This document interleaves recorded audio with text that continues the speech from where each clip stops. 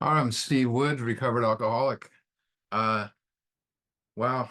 Um, 6 and 7, very important step. I'm not going to classify myself in here today. Everyone I think knows me, knows I'm an alcoholic and an addict. And if you want to hear my story, bring me to your group. That's the way I look at it. So, um, I like always reviewing the steps up to where we're at, and I'm going to do it in a very unique way. I'm going to compare the first 6 steps to climbing a mountain. So hypothetically, I need to get this place called, Freedom Valley, and I've lived there. I want to go back. I have peace there. So I start my journey, and after a while on the journey, I come to a problem. There's a mountain in the way, just like step one. I have a problem. Now I can go around it. I can dig underneath it. I can run away from it. I can turn around and go home, or I can admit I have a problem. And once I admit, I look up and I say, I got to climb this mountain. Just like step two, when we decide if we're willing to believe or ready to believe, whatever you want to call it, we look at step two and we really say, I need to do these steps, and that leads me to decision to climb that mountain.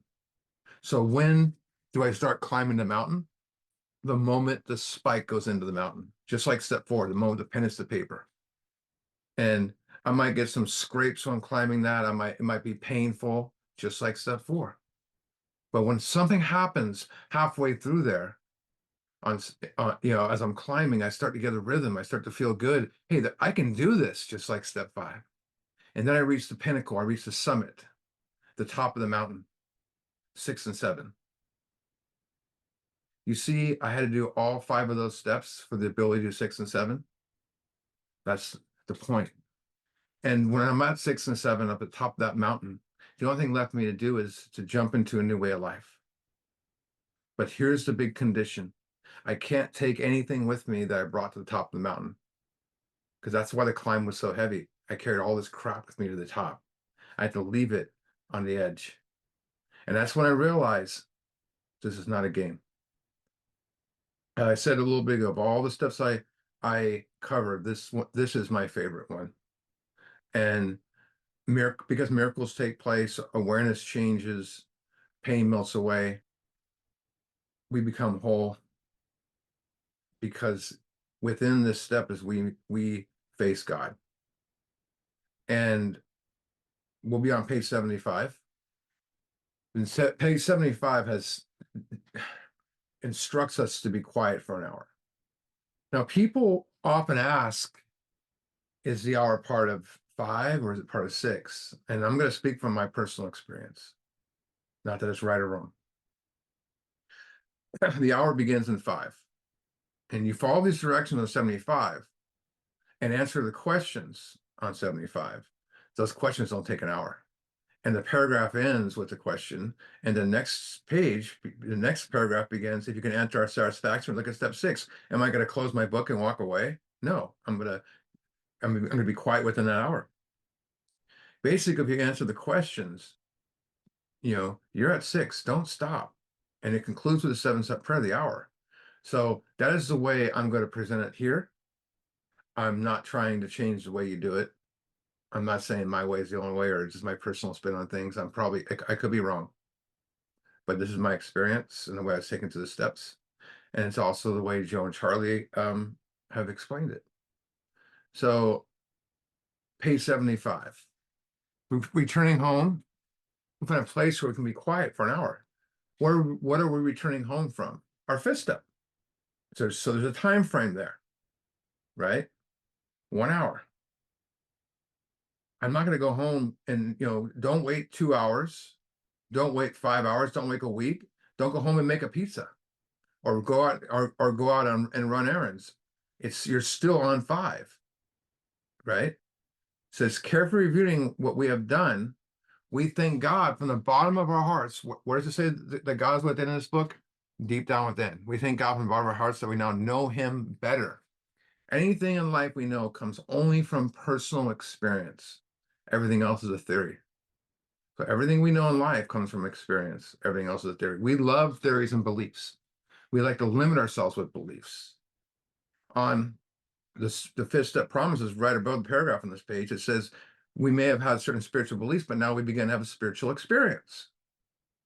It goes from belief to knowing. Do you want belief or do you want knowledge? Do you want to, for instance, do you want to believe in hope or do you want hope? Do you want to know hope? Or even better, do you want to know about God or do you want to know about God? I mean, do you want to know, I'm sorry, do you want to know about God or do you want to know God? And back to the book, it says, taking this book down from our shelf, we turn the page which contains the 12 steps. Carefully reading the first 5 proposals, we ask if we've omitted anything. I mean, he's leaving something out. So now he's onto something. We're building an arch. So the arch is that you've probably seen people have made them before in drawings where the step, it's these things called versoirs, and they kind of fit like knuckles and knuckles. And so the arch wouldn't fall over. And the top, and I'll get to that in a minute, is a marble piece and holds it together. It's like an upside down U that forms a passage or an entrance. It says, building an arch, we shall walk a free man at last. I'm going to say this, there's nothing on this planet that there's no liberation that compares to being a free person. No one can ever take it from you. You don't have to choose to be good, to be true, to be honorable, beautiful. You are, because it's what you're encoded to be. Just like the butterfly, it has all the information within to turn, I mean, the caterpillar has all the information within to turn in what's encoded to be the butterfly. The acorn turns in the oak tree because it's encoded in them, where we're the exact same. This whole book, we're building something with God. So we're building an arch. So we're building something. Step 3, we're, to build with me, we say. We agnostics calls this arch a wonderful spiritual structure, and how it works, it calls it triumphant arch, which we pass to freedom. Look at these questions. Is our work solid so far?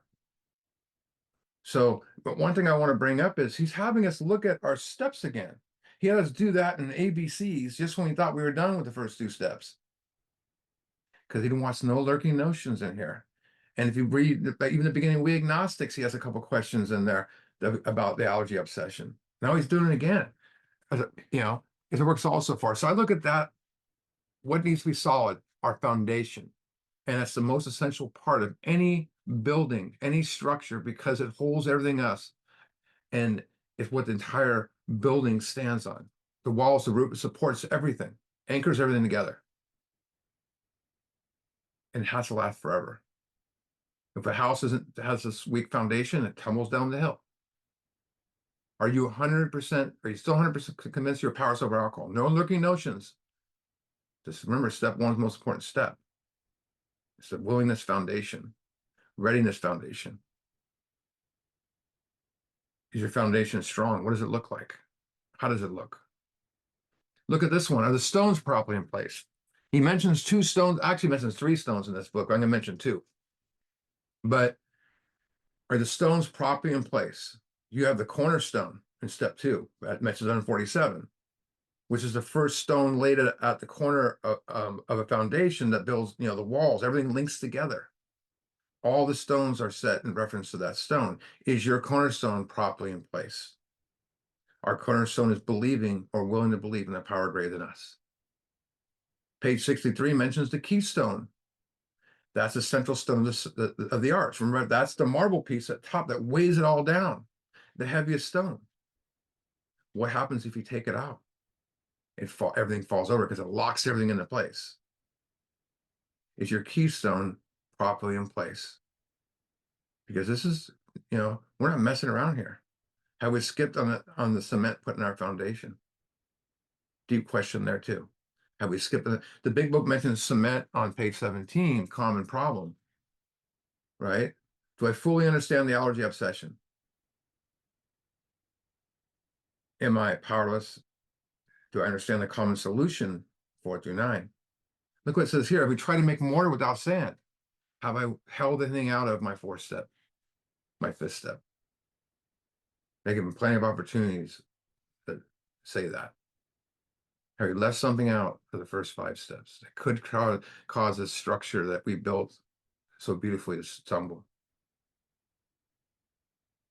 And then it goes to the next page, 76. like I said, it fills right into it. If we can answer to our satisfaction, we look at step 6. I I'm never really I was kind of dumbfounded when about 8 years of recovery when I started finding people were doing step 6 days later because that's just the way. I mean, but then my sponsor reminded me that everyone I've hung out with, I belong to a huge sponsorship line, big, big, and it goes all the way back to Cleveland and stuff. And I just was in the midst of the way they did it. And it says right here, let's read this paragraph. If we can answer our satisfaction, we look at step 6. We have emphasized willingness of being indispensable. Are you now ready to let God remove from us all the things we admitted are objectionable? Can you now take them all, every one? If we still cling on something, we'll not let go. We ask God to help us be willing. So, people will often say, how can step 6 be the most vital step? There's only like 66 words in there, and 13 of them are lead-in questions. If you blink, you might miss something. You need a 12 and 12 to go through this. Come on. The info is so perfect. This is all you need. We don't need a ton of info and questions to face God. We don't. This paragraph is the most important information in this book. So let's dissect it. It says, if we answer our satisfaction, we look at step 6. That's answering the questions on 75. We have emphasized willingness as being indispensable. Emphasize is to stress vital importance. But what I found interesting here is indispensable is something you cannot do without of. It's interesting because dispensable, which is something that you need to let go and get rid of, which we're doing here. Very interesting. And here's the most important question you will ever answer. Are you now ready to let God? That means take it away from us, all the things we admitted are objectionable. Very deep. I want to compare what we just read there to the formal step 6, which is on page 60 and of course up on the wall. And a lot of people try to read the 6 off the wall. Well, you can't. That's the off the wall program. And also, so step 6 we see written on the wall is the short form. Where the short form is, we're entirely ready to have God remove all these defects of character. People are so stuck on that defects of character word. They got to make a list of their defects and ask God to remove them all. The defects is what we've seen in our 4th step, not stuff we all of a sudden dig out of our head. The long form version is so anything, the steps, the short form version, the steps are up on the wall. The long form versions are in the book. So the long form version 6 and 7 is, are you now ready to let God remove all the stuff which we admitted are objectionable? There's some big differences here.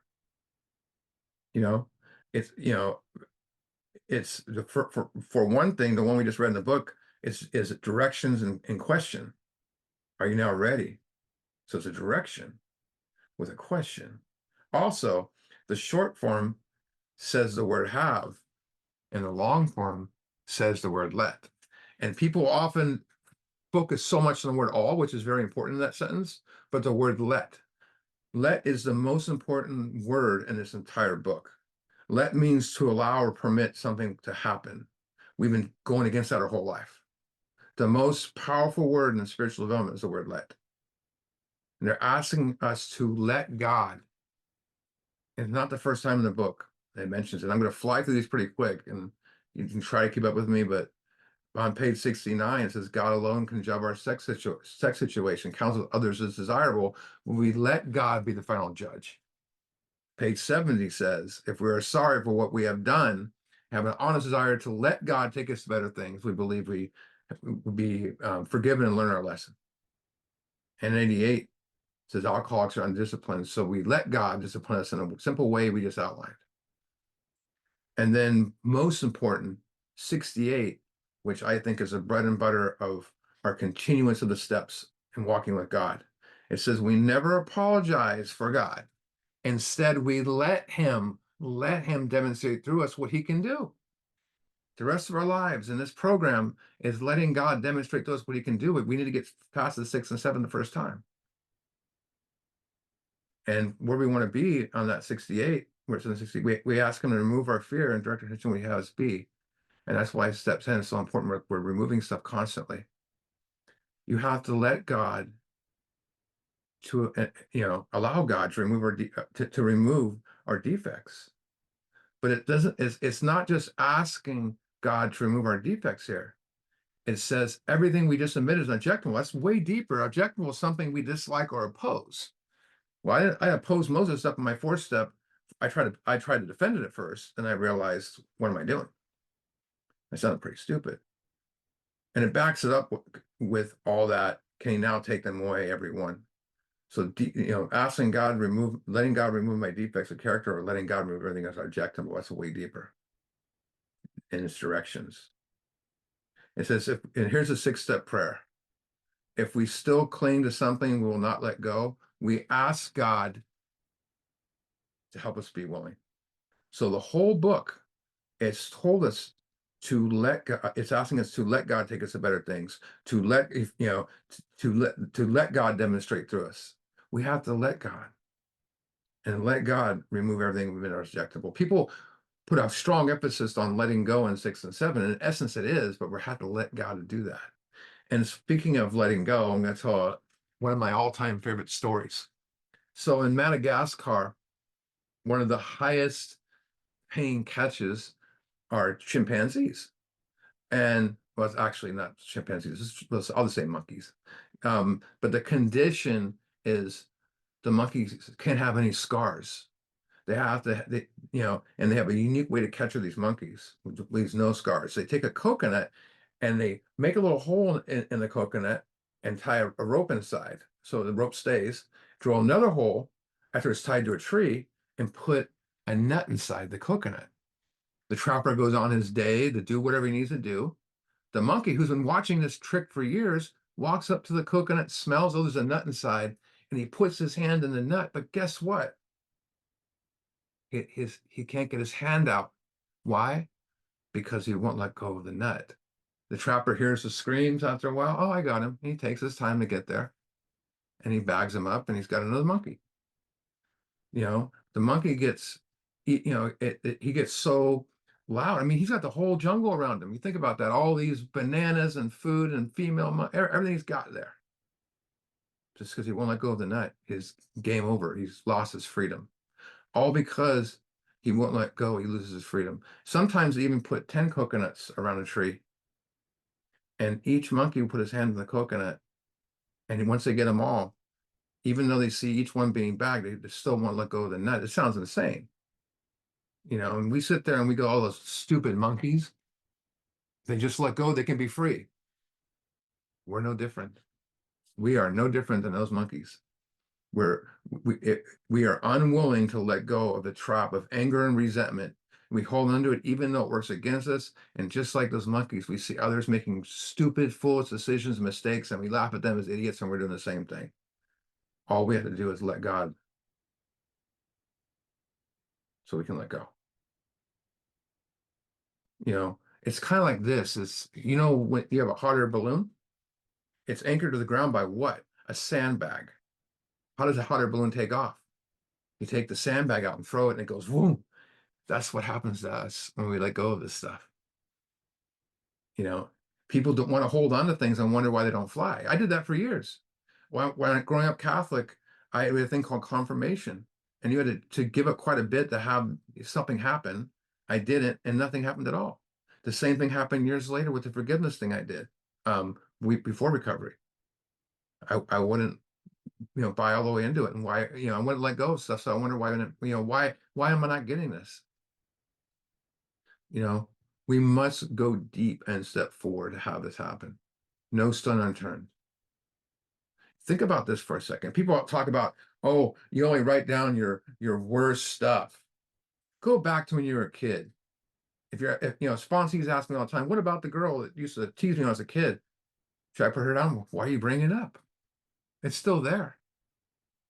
So what do I get from going so deep in step 4? If you take a basketball 3 feet underwater, it goes pop, barely pops up. What if you take it 100 feet down in the water? It shoots out like a cannon. The deeper you go, the faster you shoot out like a cannon. And plus, this might be your only chance you ever get. It's all about letting go and letting God. Involves, we're relinquishing the ego, attachment to fear and resentment. And when you become one with God, and you become more like God, you become less like the ego. So you can either be a host to God or hostage to your ego, and you can make it all about you, or you can shift to the greatest place you could be, and that's how may I serve. Think about that. We go from a selfish, self-seeking individual, it's all about me, to how can I serve? I mean, this is about being open to everything and attached to nothing. It's all about letting go. All about letting go. It's like page 58. So let's go to page 58 for a second.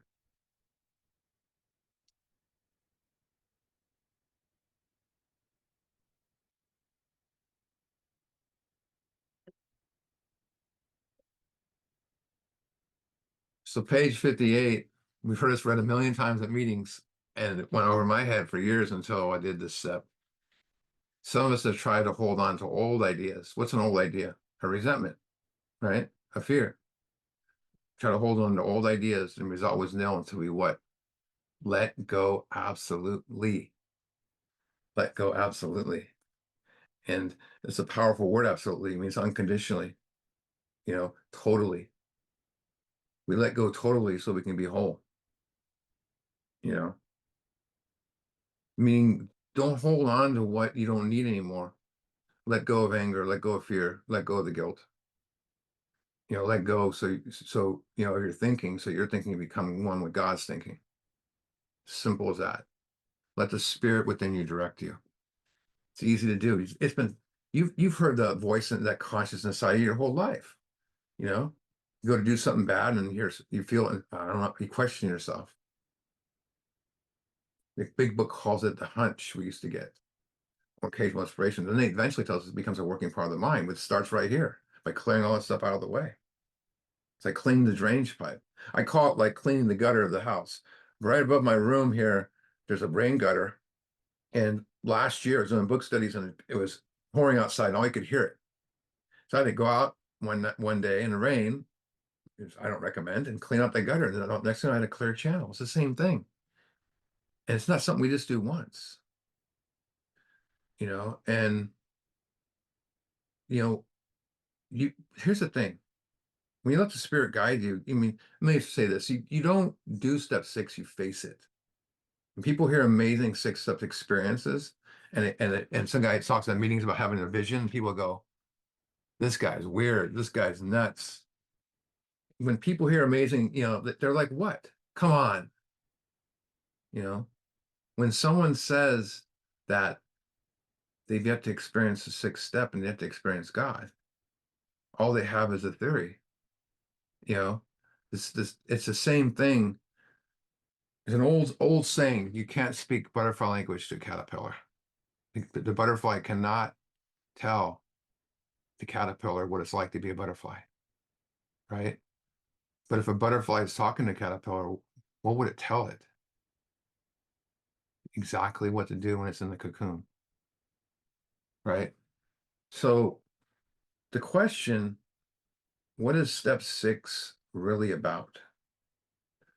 And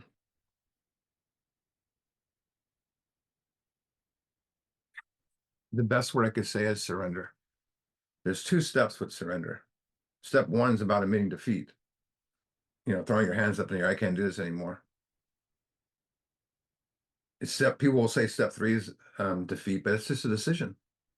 It's just a decision. I got to take action. So we need to gather information in 4 and 5 so we can surrender in step 6. Here's a good way to put it. Hypothetically, what if step 6 was step 3? And there's no 4 and 5. You said step 3 was entirely to have God remove our defects of character. We would admit to like 3 things. We would say 2 things off the top of our head. But once we take out this inventory sheet and we read the book and the guidance we get and the motivation of a sponsor, we had to, like I said at the beginning, you have to do the first 5 steps for ability to do 6. Can't leave anything out. Surrendering is giving up control. And we've been, for a lot of people, struggle with control because their whole life has been a battle for control. their parents, maybe their grandparents, their teachers, the bosses we've had. Think about it. And how many people did you resent because they were trying to control, or we wanted to control, right? And we get to a certain age, we're like, hey, I like my life, I like control of this, and then all of a sudden their life's crap, and we wonder why. Maybe all relationships have been a battle for control. We're giving up for control here, letting go and letting God. I can't, he can, I must let him. Ultimate trust. So I'm trusting God with my life by handing it over to him. I truly abandon myself to God. Surrender to what is, let go of what was, have faith in what will be. Surrender to what is, let go of what was, and have faith in what will be. When any surrender is genuine, here's the beautiful thing. Whether you're the guy in the, surrendering to the cops, he doesn't know what's going to happen next, except he knows he's going to get arrested. Any surrender, you don't know what's going to happen next. When it's genuine, you don't know what's going to happen next. You don't care. When you are in that state, you feel so swept away because you're surrendering to God. Feel so swept away. And people, you say, why did I wait for so long to do this? And it's because we held on our old ways for so long. And people see us and they say, I want what he has. I want what they have. Step 7 is humbly ask God to remove our defects of character. It's the shortest step we have. The shortest step we have. And the easiest step because it's just an affirmative prayer. All the magic is done in 6. Humble is a powerful word. It's because it's marked by meekness and modesty as opposed to being prideful and arrogant, which we saw the pride we see in our 4th step. How prideful we are. So when I'm worried about what people always think of me, but now I'm being, marked by modesty. Humility, people don't understand. It's an action word, meaning one must take action to achieve it. You can have elements, but every step, one thing I want to mention is people will say, I'm going to do the spiritual part of the program. Well, what's the unspiritual part? Step 1's not spiritual? People always say that too at meetings. Admitting powerless is one of the most spiritual things you can do. So every step has humility behind it. Step 1, admitting defeat, knowing you need power takes humility. Making that decision takes a lot of humility. Doing inventory, admitting it to another person,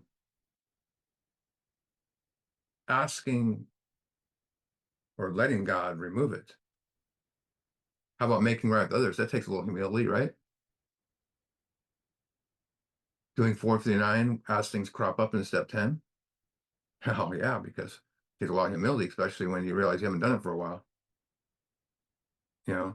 Step 11, putting your pride to the side and listening to God. And it takes some big humility to take someone else through this journey. Humility, it gives us the ability to recognize our strengths, but most of our limitations. And it's to be respectful and teachable. And most of all, awakens us to attributes, love, kindness, compassion. But most of all, it gives us the ability to not see ourselves as better than, looking down on others. Instead, we recognize others' qualities and talents. Plain and simple, humility is the understanding of who you are before God. And it takes a deep humility to see what stands between you and God. What obstacles have you put into place? That's when we recognize that God has always been with us and how blind I've been. As in we know who we truly are. And for myself, it's when humility kicked in, it's like I realized I'm not dumb or smart or winner or loser. I'm Steve. I'm not flawless, nor am I the most important object in this universe. it's shown me that I am very infinite, limited, and God is infinite, unlimited. And in the book, it tells us when ready, we say something like this: My Creator, I am now willing, now ready, that you should have all of me, good and bad. Good and bad. Love that part. I pray that you now remove every single defective character which stands in the way of my uselessness to you and my fellows. Grant me strength to God and do your bidding. Amen. So I'm continuing what I did in step 3. And it says we completed step 7. There's another time frame in there. Science, we completed step 7. Step 7 is just a simple prayer that completes, like I said, the 3rd step prayer. You know, the most important thing on the 7th-step prayer is amen. There's no amen at 3rd step prayer, which tells me 3 through 7 is just one prayer. 4, 5, 6, and 7. I'm going to say 4, 5, and 6 is what we call praying with our feet, action. Because people say, well, action is not prayer. Heck yeah, it is. It's praying with our feet, moving. And what I love about the 7th-step prayer, and this part always gets to me, is it says, God can take all of me, good and bad. I thought growing up, and even in this new dimension that I've new life I found, that I couldn't go to God unless I was good or perfect. I never knew I could take my imperfections to God. I mean, here's a good way to look at it. And this is the way my grand sponsors used to say it. Do you have to get cleaned up before you take a shower? No, you get in the shower and it cleans you up. You don't have to get cleaned up, clean up your imperfections before you go to God. Just let God, and God will wash it away. Help you take it away. You will work out your own imperfections, walking hand in hand with the spirit of the universe. And that's the powerness of this, of what we're doing. We take the necessary action to rediscover life. We discover this world that's beyond what we've been living in. And the more we let God remove stuff and just let God demonstrate what we can do, and always surrender when we need to, the more we discover, things start showing up in our life without thought or effort on our part. That's how I always say, you put God first, others second, my needs get met. This is why we have 6 steps, experiences in 6, because we let go, we shift away from the ego, and it's built in, insecurities and negative emotions, and it leads us into this realm of peace where kind of like we go into this vortex where we feel like we're floating away. We get the same feeling when we make a powerful amends. So in a matter of seconds, this complexion of the universe, it changes radically. But all it's doing is returning us to our true nature, way we were as a child, when we held on to resentments for 30 seconds and not 30 years. When we were in fear, we as a kid, we cried out to our father. Or when we were little kids, we broke something, we would tell our parents. Instead, we harm someone and keep harming them and hold guilt. But we begin to ask, lives. Once we're awakened, we can ask like the true questions. And the true questions are like, what am I? That's an external question. What am I? I'm a person of service. I'm a friend. I'm a father. I'm a sponsor. Who am I? Internal question. I'm awake.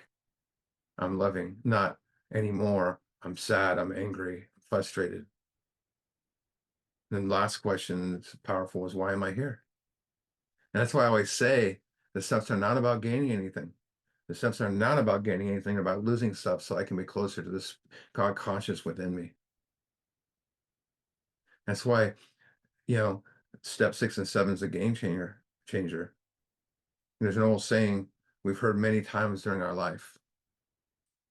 The light at the end of there's a light at the end of the tunnel. Hope is near.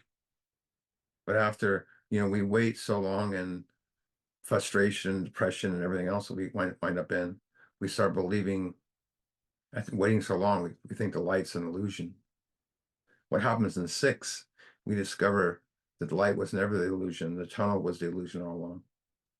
It always has been and always will be. That's why we follow the light.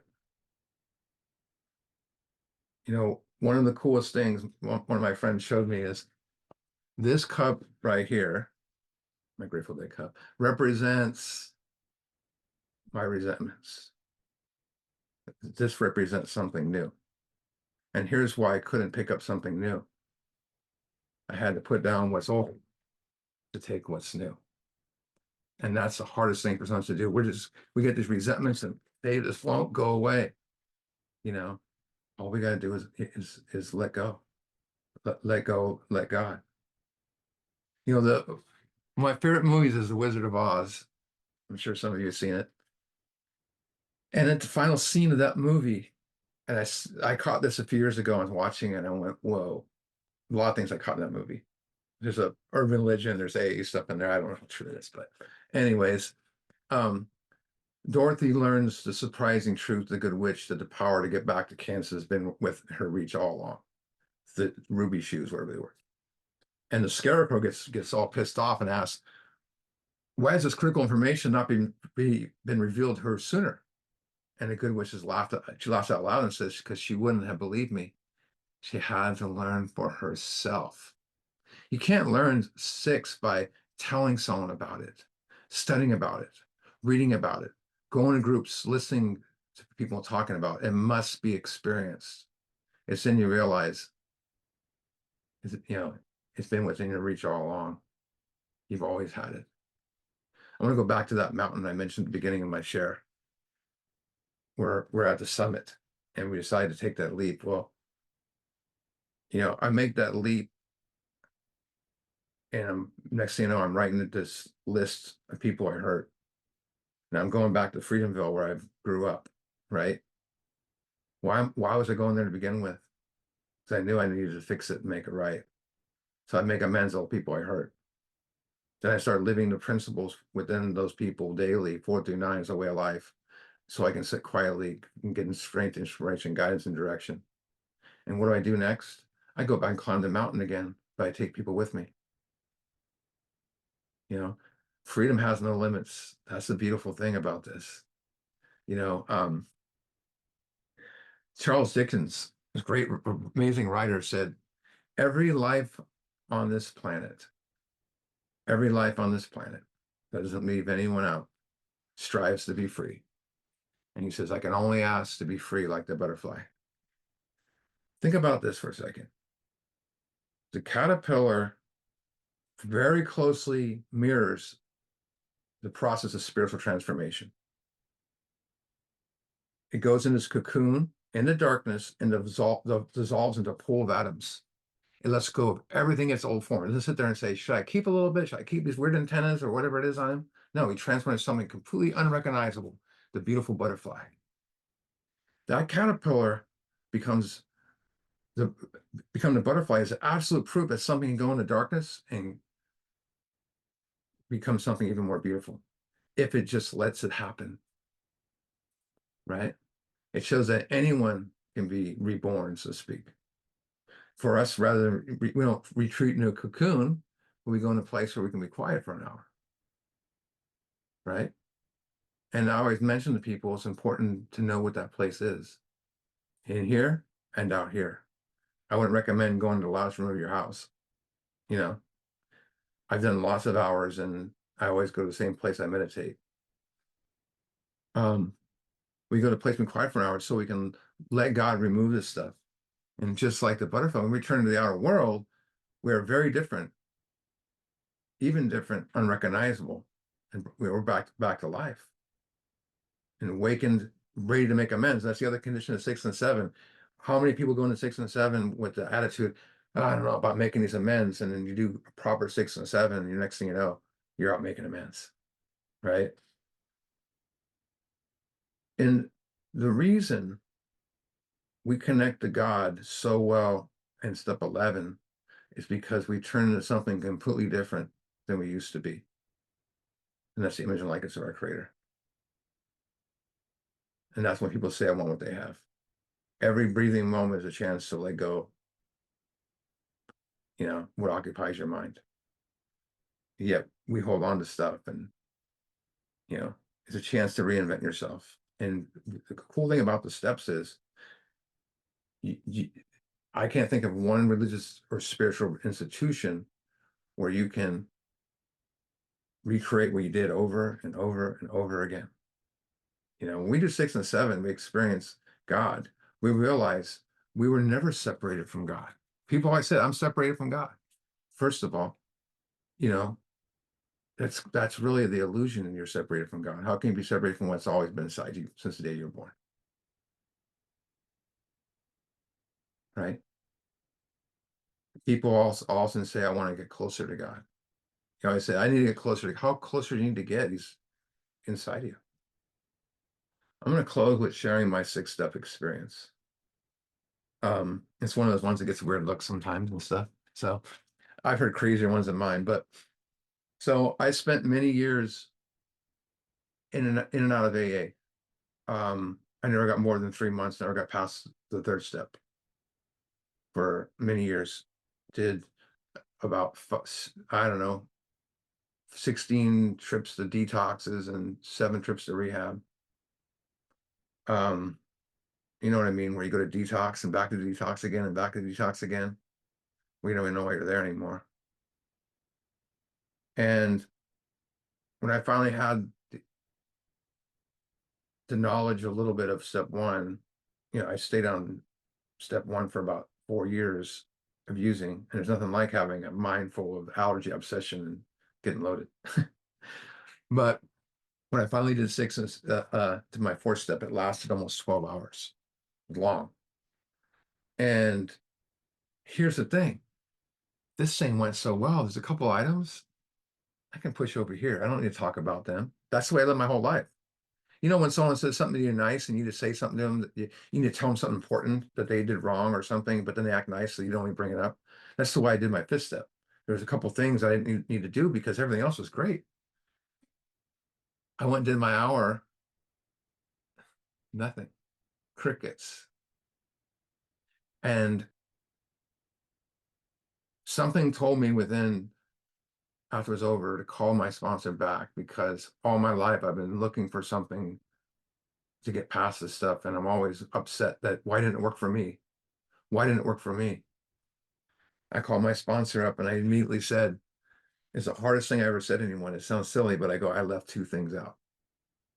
And I thought I'd have a card this time. I thought he was going to say, come over and, next week or something. He goes, I'm on my way back to pick you up, 30 minutes away. We talked to 4 o'clock in the morning, 4 a.m.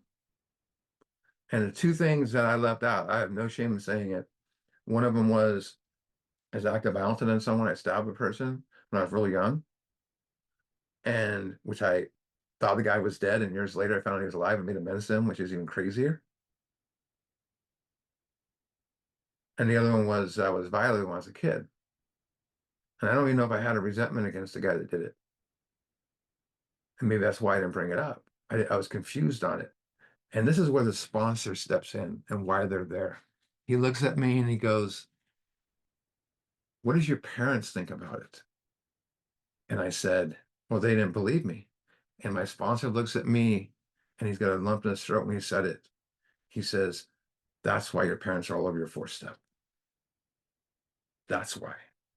I have all those resentments and all those feelings. That's why. And I went and did the hour.